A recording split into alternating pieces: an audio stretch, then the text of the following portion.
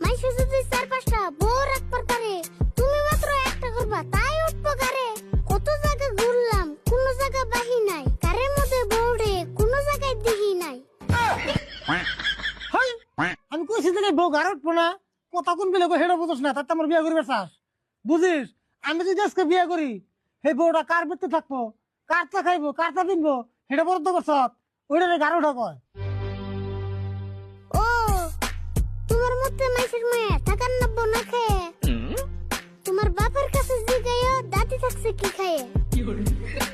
দুনিয়ার নিয়ম যদি একটু কমানো, শরম থাকতে মাইসের মেয়ে বাইতে একটা আনো। বাপরে বাপ, তুই আমার বাপ না তো রেগে রেগে।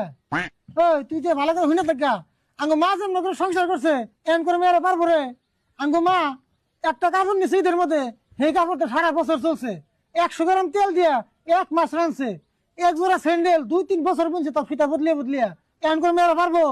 এম করে মেয়েরা পার্লারে যে একদিনে যদি টাকা খরচ করে, ওই দাম বাবা 1 মাস সংসার চালাইছে।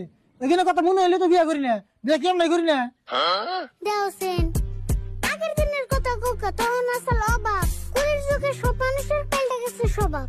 ওই গালে শাশুড়ির নিগে বড় দেনে জবাব, এই যুগের শাশুড়ি গারা বড় হয়েছে নবাব। এখন পুরান